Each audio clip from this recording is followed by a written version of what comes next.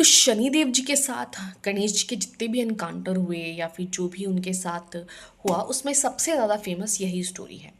हुआ ये कि शनिदेव जी उस समय श्रापित थे जब गणेश भगवान की उत्पत्ति हुई। माता पार्वती ने उनको जन्म दिया या उनको बनाया। तो जब बालक का जन्म हुआ है तो जन्मोत्सव भी मनेगा, तो माता पार्वती ने सभी को आमंत्रित किया, सभी को इनविटेशन दिया, तो शनिदेव जी भी आए। लेकिन उस समय शनिदेव जी श्रापित थे और ये बात शायद किसी को पता नहीं थी और पार्वती माता भी इससे अनभिज्ञ थी, मतलब कि उनको श्राप मिला है या फिर वो कर्स्ड है। तो शनिदेव जी जब आए तो माता पार्वती ने कहा आइए आप भी बालक का दर्शन कीजिए। तो शनिदेव जी हिचकिचाए, सकपकाए, सहमते हुए से गए और वो बालक के दर्शन नहीं कर रहे थे, बालक की तरफ नहीं देख रहे थे। तो माता पार्वती को लगा ये ऐसा क्यों कर रहे हैं। तो उन्होंने शनिदेव को इंसिस्ट किया, उन्होंने आग्रह किया और बार बार आग्रह करने के बाद जब शनिदेव ने गणेश जी की तरफ देखा तो उनका जो सर था वो धड़ से अलग हो गया। अभी हम क्या करते हैं ना, कोई छोटा बच्चा होता है और हम जब भी उससे मिलने जाते हैं तो हमारी नज़र बच्चे के चेहरे पर पड़ती है, बच्चे के फेस पे पड़ती है। तो यही शनिदेव जी के साथ हुआ, क्योंकि वो श्रापित थे, वो कर्स थे।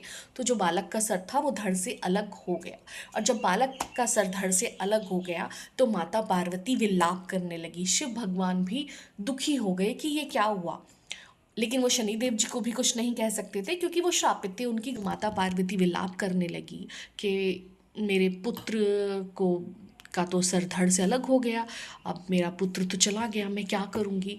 तो विष्णु भगवान जी इन सब को देखते हैं, माता सभी को विलाप करता देख विष्णु जी को बहुत बुरा लगता है और वो फिर ये जिम्मा लेते हैं कि हम गणेश का सर है वो फिर से लगा देंगे। और इसी तरह से उन्होंने हाथी का सर गणेश जी को दिया और गणेश जी उस दिन से गजानन कहलाए। अब हाथी का सर जो लगा है गणेश जी को, इसके पीछे भी बहुत कहानियां हैं और इसकी एक कहानी की वजह से तो नॉर्थ इंडिया की जितनी भी माएँ हैं वो अपने बच्चों से दूसरी तरफ मुँह करके लेट ही नहीं सकती, चाहे पूरी रात उनकी कमर में दर्द ही क्यों ना हो जाए और वो पूरी ज़िंदगी इस दर्द से कराती रहे। तो ये स्टोरी जानने के लिए आपको अगले भाग का इंतज़ार करना पड़ेगा और हम अगले भाग में मिलते हैं। लेकिन इससे ये बात तय हो गई कि कोई भी एक कहानी नहीं है गणेश भगवान के सर को धड़ से अलग करने के लिए। लेकिन इसका मतलब ये नहीं है कि हम सारा का सारा जिम्मा शिव जी भगवान को दे देंगे, उनके रुद्र मतलब उनके रुद्र अवतार को या उनके क्रोध को दे देंगे। अभी क्या होता है ना, लोगों को पता लोग जो बाहर से आए थे या जो इन्होंने इन्वेजन किया था, जिन्होंने इन्वेट किया था, they get to know the story कि हाँ शिव जी भगवान को बहुत ज़्यादा गुस्सा आता है और गणेश जी तो हाथी के सर वाले हैं, तो चलो एक स्टोरी जोड़ देते हैं, ठीक है। और इसी तरह से एक कहानियाँ बनती चली गई। हमारे भगवान को क्रोध आता है, वो क्रोध के देवता हैं या वट एवर रुद्रवता हम बोलते हैं ऐसे। लेकिन इसका मतलब ये कहीं भी नहीं है कि उनके अंदर वो संयम नहीं है। हम शिव भगवान को जितना जानते हैं, जितना उनके बारे में सुना है, जितना पढ़ा है, जितना कहानियाँ हैं, जितना उनकी पूरी इमेज को देखते हैं, वो इस दुनिया के करता धरता है। उन्होंने एक छोटे से अणु से, एटम से पूरा का पूरा ये सृष्टि का सृजन किया है। न जाने कितने प्लैनेट बनाए हैं। उन्होंने नवग्रह बनाए हैं जो इस धरती को बांधे रखते हैं।